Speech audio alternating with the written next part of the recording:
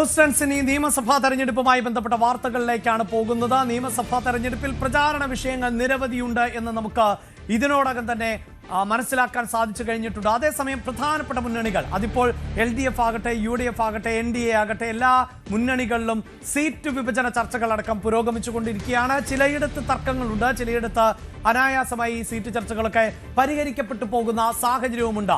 UDF-ലേക്ക് വരുമ്പോൾ UDF-ലെ ഒരു പ്രധാനപ്പെട്ട ഘടകകക്ഷിയാണ് CMP എന്നത്. ഒരുപക്ഷെ അംഗബലം കൊണ്ട് CMP അത്ര ശക്തരല്ല എങ്കിൽ പോലും ഒരു ഇടതു പാർട്ടിയാണ് CMP എന്നത് നമുക്കറിയാം. അതുകൊണ്ട് തന്നെ അങ്ങനെയുള്ള CMP ഇടതുമുന്നണിയുടെ ഭാഗമാകാതെ വലതുപക്ഷത്തോട് ഒപ്പം നിൽക്കുമ്പോൾ, അതാണ് VD സതീശനും ഇടയ്ക്കൊക്കെ സൂചിപ്പിക്കാറുള്ളത്, ഞങ്ങളാണ് ശരിയായ ഇടതുപക്ഷം എന്ന്. അപ്പോൾ അങ്ങനെയുള്ള ഒരു ആർഗ്യുമെന്റിനൊക്കെ കൂടുതൽ ബലം പകരുമ്പോൾ CMP ഒപ്പം ഉണ്ടാകേണ്ടത് UDF-ന്റെയും കോൺഗ്രസിന്റെയും ആവശ്യമാണ്. അതുകൊണ്ട് തന്നെ ഈ തെരഞ്ഞെടുപ്പിലും CMP-യെ ഒപ്പം നിർത്തി മുന്നോട്ട് പോകുമ്പോൾ ഇതാ 2 സീറ്റുകൾ ആണ് CMP ഇപ്പോൾ ആവശ്യപ്പെടുന്നത്. അത് ഏതൊക്കെ എന്നതാണ് നമ്മൾ വിശദമായി പരിശോധിക്കാൻ പോകുന്നത്. അതിൽ ആദ്യം പോകുന്നത് തിരുവനന്തപുരത്തേക്കാണ്. അതായത് തിരുവനന്തപുരം മണ്ഡലത്തിന്റെ പ്രത്യേകത ഇത്തവണ നമുക്കറിയാം, വിവാദമായി നിൽക്കുന്ന മണ്ഡലം ആണ് തിരുവനന്തപുരം മണ്ഡലം എന്നത്.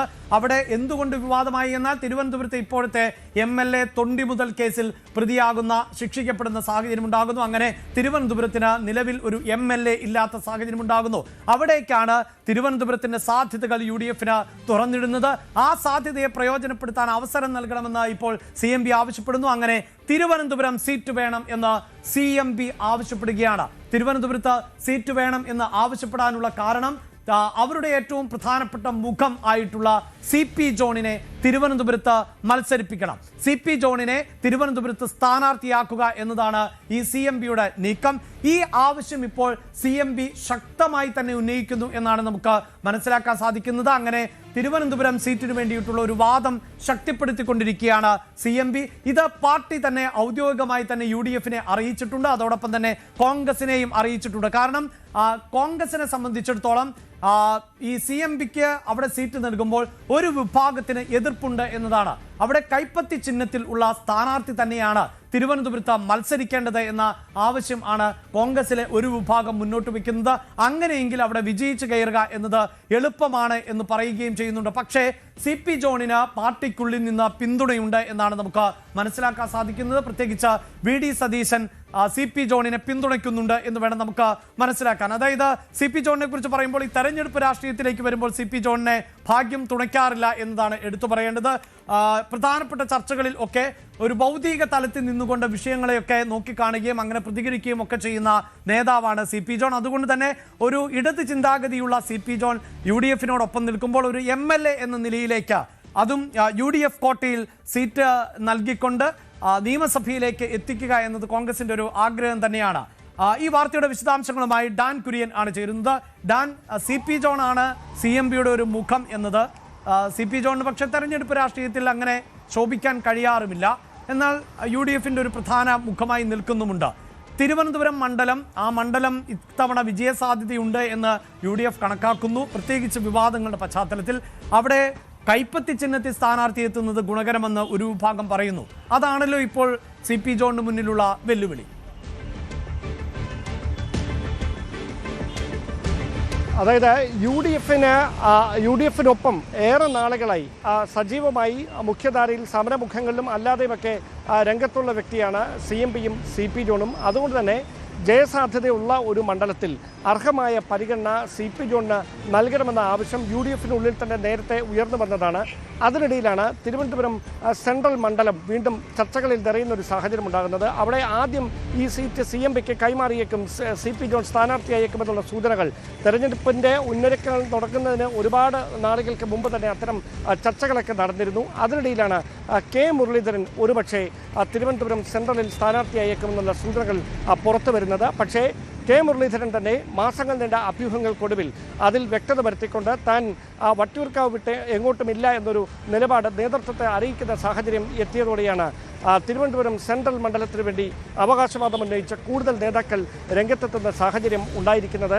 അതിൽ തന്നെ കൈപ്പത്തി ചിഹ്നത്തിൽ മാത്രമേ ഒരു സ്ഥാനാർത്ഥിയെ സെൻട്രൽ മണ്ഡലത്തിൽ മത്സരിപ്പിക്കാവൂ എന്ന നിലപാട് വ്യക്തമാക്കിക്കൊണ്ട് ഒരു വിഭാഗം നേതാക്കൾ, ജില്ലയിൽ നിന്നുള്ള ഒരു വിഭാഗം നേതാക്കൾ AICCയുടെ കേരളത്തിലെ ചുമതലയുള്ള ജനറൽ സെക്രട്ടറി ദീപാദാസ് മുൻഷിയെയും അതോടൊപ്പം തന്നെ AK ആന്റണി ഉൾപ്പെടെയുള്ള മുതിർന്ന നേതാക്കളെയുമൊക്കെ കഴിഞ്ഞ ദിവസങ്ങളിൽ നേരിൽ കാണുകയാണ്. അവർ പറയുന്നത് തിരുവനന്തപുരം മണ്ഡലത്തിൽ നിന്ന് തന്നെയുള്ള ഏത് നേതാവിനെ വേണമെങ്കിലും കൈപ്പത്തി ചിഹ്നത്തിൽ അവിടെ മത്സരിച്ചുകൊള്ളൂ, കോൺഗ്രസ് ഈ സീറ്റ് വിട്ടു നൽകരുത് എന്ന ആവശ്യമാണ് വെക്കുന്നത്. കാരണം അവരതിന് പറയുന്ന ഒരു കാരണം, തീരദേശ മേഖലയുടെ അടക്കം പിന്തുണ ഉറപ്പാക്കണമെങ്കിൽ കൈപ്പത്തി ചിഹ്നത്തിൽ മത്സരിക്കുന്ന ഒരാൾക്ക് മാത്രമേ അത്തരത്തിൽ പിന്തുണ ലഭിക്കുകയുള്ളൂ. അതുകൊണ്ട് മറ്റ് സാധ്യതകളിലേക്ക് പോകരുത്, സുഖമായി UDFന് ജയിച്ചു കയറാൻ ഒരു സംഘടനാ തലത്തിൽ അടക്കം അനുയോജ്യമായ സാഹചര്യം നിലനിൽക്കുന്ന മണ്ഡലമാണ്. രാഷ്ട്രീയമായ സാഹചര്യവും അങ്ങനെ തന്നെയാണ്. ആന്റണി രാജുവുമായി ബന്ധപ്പെട്ട കേസും വിവാദങ്ങളുമൊക്കെ അറിയാം. അതുകൊണ്ട് തന്നെ ഇപ്പോൾ അനുകൂലമായൊരു സാഹചര്യമായ അനുകൂലമായ സാഹചര്യം കോൺഗ്രസ് തന്നെ പ്രയോജനപ്പെടുത്തണമെന്ന ആവശ്യമാണ് കോൺഗ്രസിൻ്റെ ഒരു വിഭാഗം നേതാക്കൾ ദീപാദാസ് മുൻഷിയും AK ആന്റണി ഉൾപ്പെടെയുള്ളവരെയും അറിയിച്ചിരിക്കുന്നത്. അതിൽ തന്നെ പ്രധാനമായി ഉയർന്നു വന്ന പേരുകൾ നമുക്കൊക്കെ അറിയാം. കഴിഞ്ഞ തവണ മത്സരിച്ച് പരാജയപ്പെട്ട VS ശിവകുമാർ, അതോടൊപ്പം തന്നെ ശരത് ചന്ദ്ര പ്രസാദ്, അദ്ദേഹം KPCCയുടെ വൈസ് പ്രസിഡന്റാണ്. അദ്ദേഹവും ഈ സീറ്റിന് വേണ്ടി അവകാശവാദം ഉന്നയിച്ചുകൊണ്ട് രംഗത്തെത്തിയിട്ടുണ്ട്. അതോടൊപ്പം KS ശബരിനാഥനുണ്ട്. അതോടൊപ്പമാണ് ലത്തീൻ സഭയുടെ പ്രതിനിധിയായി ഒരാളെ അവിടെ സ്ഥാനാർത്ഥിയാക്കണം എന്ന ആവശ്യം സഭാ നേതൃത്വം മുമ്പോട്ട് വെക്കുന്ന ഒരു സാഹചര്യം ഉണ്ടായിരിക്കുന്നത്. അങ്ങനെ ഈ തിരുവനന്തപുരം സെൻട്രൽ മണ്ഡലത്തിന് വേണ്ടി വലിയ തരത്തിലുള്ള അവകാശവാദം ഉന്നയിക്കുന്ന സാഹചര്യം കോൺഗ്രസ് നേതാക്കളുടെ ഭാഗത്തുനിന്ന് ഒരു വശത്തുണ്ടാകുമ്പോൾ മറുവശത്ത് CP ജോണിന് പ്രതിപക്ഷ നേതാവ് VD സതീശന്റെ പിന്തുണ ഉറപ്പാക്കാൻ കഴിഞ്ഞിട്ടുണ്ട് എന്നതാണ് അദ്ദേഹത്തിൻ്റെ ഒരു ആത്മവിശ്വാസം വർദ്ധിപ്പിക്കുന്നത്. എന്തായാലും സ്ക്രീനിംഗ് കമ്മിറ്റി ഈ കാര്യത്തിൽ വിശദമായൊരു ചർച്ച നടത്തിയതിനു ശേഷമേ അന്തിമമായൊരു തീരുമാനത്തിലേക്ക് കടക്കുകയുള്ളൂ. UDFന്റെ സീറ്റ് വിഭജന ചർച്ചകളും ഈ പൊതുയോഗയാത്ര അവസാനിച്ചതിന് ശേഷം മാത്രമേ ഇനി ഗൗരവതരമായ രീതിയിൽ തലസ്ഥാനത്ത് വെച്ച് നടക്കുകയുള്ളൂ. അപ്പോൾ മാത്രമേ തീർച്ചയായും അതാണ് ഡാൻ ഈ സൂചിപ്പിക്കുന്ന പോലെ ഡാൻ സൂചിപ്പിച്ച ചില പേരുകളുണ്ട്. നമുക്ക് അതോടൊപ്പം ഡാൻ ഒന്ന് വളരെ പെട്ടെന്ന്, അതായത് ഈ ഇപ്പോഴത്തെ ഒരു സാഹചര്യം കൂടി ചില കണക്കുകളുടെ അടിസ്ഥാനത്തിൽ കൂടി ഒന്ന് പരിശോധിച്ചു പോകുമ്പോൾ ഡാൻ പറഞ്ഞു വെച്ചു കഴിഞ്ഞു. അതായത് തിരുവനന്തപുരത്ത് ഇപ്പോൾ MLA ഇല്ലാത്ത ഒരു സാഹചര്യമാണുള്ളത്. അതായത് തൊണ്ടി മുതൽ തിരിമറി കേസിൽ നിലവിലെ MLA ആയിരുന്ന ആന്റണി രാജു ശിക്ഷിക്കപ്പെട്ട ഒരു സാഹചര്യം ആണുള്ളത്. ഇതാ തിരുവനന്തപുരത്തിന്റെ ഒരു സ്വഭാവം കൂടി നമ്മളൊന്ന് പരിശോധിക്കുമ്പോൾ കഴിഞ്ഞ നിയമസഭാ തെരഞ്ഞെടുപ്പിൽ ആന്റണി രാജു അവിടെ നിന്ന് വിജയിച്ചു കയറിയത് 48,748 വോട്ടുകൾക്കായിരുന്നു. അവിടെയാണ് മത്സരിച്ച് പരാജയപ്പെട്ട ശിവകുമാറിന്റെ കാര്യം ഡാൻ സൂചിപ്പിച്ചു കഴിഞ്ഞത്. 41,659 വോട്ടുകളാണ് നേടിയത്. അവിടെ BJPയെ സംബന്ധിച്ച് കൃഷ്ണകുമാർ സ്ഥാനാർത്ഥിയായി വരികയും 34,000-ലധികം വോട്ടുകൾ നേടുകയും ചെയ്തിട്ടുണ്ട്. വിജയിച്ച ആന്റണി രാജുവുമായി താരതമ്യം ചെയ്യുമ്പോൾ വലിയ വോട്ട് വ്യത്യാസം ഉണ്ട്. പക്ഷേ തിരുവനന്തപുരത്തിന്റെ ഒരു സ്വഭാവം മാറുന്നു എന്ന് പൊതുവെ ഈ NDA കരുതുന്ന പശ്ചാത്തലം കൂടിയുണ്ട്. പ്രത്യേകിച്ച് ഈ തദ്ദേശ തെരഞ്ഞെടുപ്പിൽ തിരുവനന്തപുരം കോർപ്പറേഷൻ ചരിത്രത്തിൽ ആദ്യമായി പിടിക്കാൻ സാധിച്ച ഒരു ആത്മവിശ്വാസമൊക്കെ അവർക്കുണ്ട് താനും. നമുക്ക് ആ കണക്കുകൾ കൂടി ഒന്ന് പരിശോധിച്ച് പോകേണ്ടതുണ്ട്. അതായത് കഴിഞ്ഞ നിയമസഭാ തെരഞ്ഞെടുപ്പിന് ശേഷം തദ്ദേശ തെരഞ്ഞെടുപ്പിലേക്ക് എത്തിയപ്പോൾ എന്താണ് രാഷ്ട്രീയ സാഹചര്യം എന്നതാണ് പരിശോധിക്കേണ്ടത്. അവിടെ ഇതാ കണക്കുകൾ നോക്കുമ്പോൾ LDF തന്നെയാണ് ഇപ്പോഴും മുന്നിട്ട് നിൽക്കുന്നത്. 40,796 വോട്ടുകളാണ് ഈ തിരുവനന്തപുരം ഉൾപ്പെടുന്ന തദ്ദേശ സ്ഥാപനങ്ങളിലേക്ക്, അതായത് കോർപ്പറേഷനിലേക്കൊക്കെ നടന്ന തെരഞ്ഞെടുപ്പിൽ വോട്ട് വിഹിതം ഉള്ളത് എങ്കിൽ രണ്ടാം സ്ഥാനത്തേക്ക് NDA മാറുന്നു എന്നുള്ളതാണ്. NDA 34,450 വോട്ടുകൾ നേടുമ്പോൾ UDF മൂന്നാം സ്ഥാനത്തേക്ക് തള്ളപ്പെട്ടിരിക്കുന്നു എന്നതാണ്. അപ്പോഴും മേൽക്കൈ LDFന് തന്നെയാണ്. 6,346 വോട്ടിന്റെ ലീഡ് കഴിഞ്ഞ തദ്ദേശ തെരഞ്ഞെടുപ്പിൽ. അതായത് ഇവിടെ പ്രേക്ഷകർ ഓർക്കേണ്ടത്, തിരുവനന്തപുരം കോർപ്പറേഷൻ പിടിച്ചു BJP എങ്കിൽ പോലും വോട്ട് വീതം പരിശോധിക്കുമ്പോൾ അവിടെ LDF തന്നെ മുന്നിട്ട് നിൽക്കുന്നു കഴിഞ്ഞ തദ്ദേശ തെരഞ്ഞെടുപ്പിലും തിരുവനന്തപുരം നിയമസഭാ മണ്ഡലത്തിന് കീഴിലുള്ള തദ്ദേശ സ്ഥാപനങ്ങളിൽ എന്നതാണ്. ഡാൻ, ഇതാ ഈ വോട്ട് കണക്കുകളിൽ ഇപ്പോൾ മൂന്നാം സ്ഥാനത്താണ് UDF. പക്ഷേ നമുക്കറിയാമല്ലോ, നിയമസഭാ തെരഞ്ഞെടുപ്പിലേക്ക് വരുമ്പോൾ ചിത്രം മാറാറുണ്ട്. ലോക്സഭാ തെരഞ്ഞെടുപ്പിൽ അതിൽ നിന്നും വ്യത്യസ്തമായൊരു ചിത്രമാണ് നമുക്ക് കാണാൻ സാധിക്കാറുള്ളത്. അതാണോ ഈ കോൺഗ്രസിനെ സംബന്ധിച്ചിടത്തോളം വലിയ പ്രതീക്ഷ നൽകുന്നത്? അതായത് CMPക്ക് അത് നൽകുകയല്ല ചെയ്യേണ്ടത്, മറിച്ച് കോൺഗ്രസിന്റെ സ്ഥാനാർത്ഥി തന്നെയാണ് മത്സരിക്കേണ്ടത് എന്ന ചിന്തയിലേക്ക് അവർ എത്തുന്നത്. അതായത് തദ്ദേശ തെരഞ്ഞെടുപ്പിലെ രാഷ്ട്രീയ സാഹചര്യങ്ങൾ നമുക്കറിയാം. അവിടെ കഴിഞ്ഞ തവണത്തെ 10-ൽ നിന്ന് 20 കൗൺസിലർമാരുടെ എണ്ണം വർദ്ധിപ്പിക്കാൻ UDFന് കഴിഞ്ഞിട്ടുണ്ട് നഗരസഭയിൽ. അത് വലിയ തരത്തിലുള്ള ഒരു ആത്മവിശ്വാസം UDF ക്യാമ്പിൽ ഉണ്ടാക്കിയിട്ടുണ്ട്. മാത്രവുമല്ല സംഘടനാ തലത്തിൽ പ്രധാനപ്പെട്ട നേതാക്കളൊക്കെ പലപ്പോഴായി എത്തുന്ന ഒരു സ്ഥലമാണ് തിരുവനന്തപുരം. അതുകൊണ്ട് തന്നെ തിരുവനന്തപുരത്ത് പരമാവധി സീറ്റുകൾ നേടണം എന്ന ആവശ്യം ഹൈക്കമാൻഡ് പ്രതിനിധികൾ പലപ്പോഴായി കേരളത്തിലെത്തിയപ്പോൾ സംസ്ഥാനത്തെ നേതാക്കളോടൊക്കെ ആവർത്തിച്ച് ആവശ്യപ്പെട്ടതാണ്. അങ്ങനെ വലിയ തരത്തിൽ, അതായത് ചർച്ചകളിൽ ഇടം പിടിച്ച പല മണ്ഡലങ്ങളാണ് തിരുവനന്തപുരത്തുള്ളത് കോൺഗ്രസ് ക്യാമ്പിനെ സംബന്ധിച്ച്. അതിനിടയിൽ വളരെ അപ്രതീക്ഷിതമായി വീണ് കിട്ടിയ ഒരു ആയുധം പോലെയാണ് ആന്റണി രാജുവിനെതിരെ ഉയർന്ന ആരോപണങ്ങൾ മാറിയത്. അവിടെയാണ് കോൺഗ്രസിൻ്റെ സാധ്യതകൾ ഏറുന്നത്. അതായത് CPM-ന് ആന്റണി രാജുവിന് പകരക്കാരനായി കൃത്യമായി, അതായത് ലത്തീൻ സഭയുടെ പിന്തുണ കൂടി ഉറപ്പാക്കാൻ കഴിയുന്ന ഒരാളെ മത്സരിപ്പിക്കേണ്ടതിന് നന്നായി വിയർപ്പൊഴുക്കേണ്ടി വരും.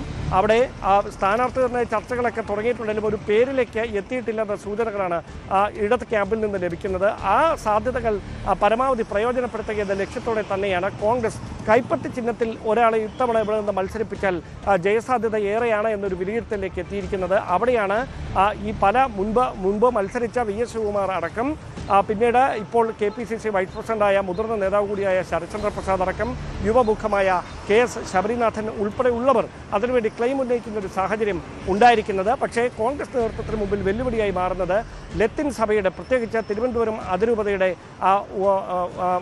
പ്രധാനപ്പെട്ട ചില നേതൃത്വത്തിൽ ഇരിക്കുന്നവർ, കോൺഗ്രസിൻ്റെ നേതൃതലത്തിൽ ബന്ധപ്പെട്ട്, അതായത് KPCC അധ്യക്ഷൻ ഉൾപ്പെടെയുള്ളവരെ ബന്ധപ്പെട്ട് സഭയ്ക്ക് കൂടി സ്വീകാര്യതയുള്ള തീരമേഖലയിൽ നിന്നുള്ള ഒരാളെ, അവർ ഏത് സമുദായത്തിൽപ്പെട്ട ആളും ആയിക്കോട്ടെ, പക്ഷേ തീരമേഖലയുടെ പ്രാതിനിധ്യം ഉണ്ടാകണം എന്നൊരാവശ്യം മുമ്പോട്ട് വച്ചിരിക്കുകയാണ്. അതാണ് കോൺഗ്രസ് നേതൃത്വത്തിന് മുമ്പിൽ വെല്ലുവിളിയായി മാറുന്നത്. അങ്ങനെയെങ്കിൽ സഭയ്ക്ക് കൂടി സ്വീകാര്യതയുള്ള ഒരാളെ എങ്ങനെ ഇവിടെ സ്ഥാനാർത്ഥിയാക്കാൻ കഴിയുമെന്നതാണ് വെല്ലുവിളി.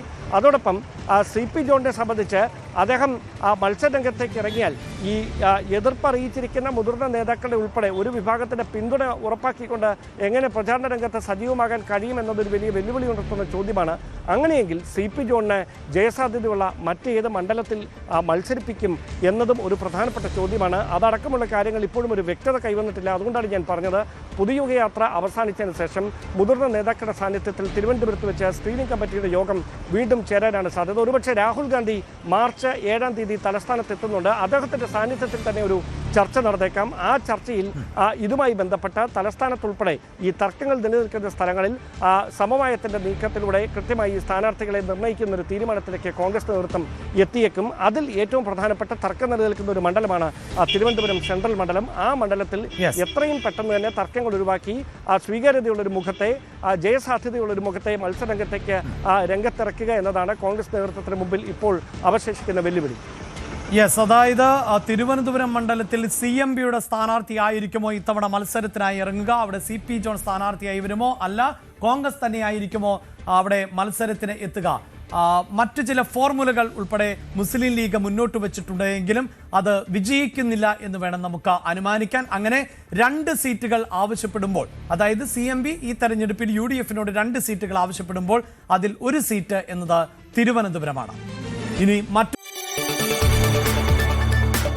കൂടുതൽ വാർത്തകൾക്ക് News 18 Keralam YouTube channel subscribe ചെയ്യുക.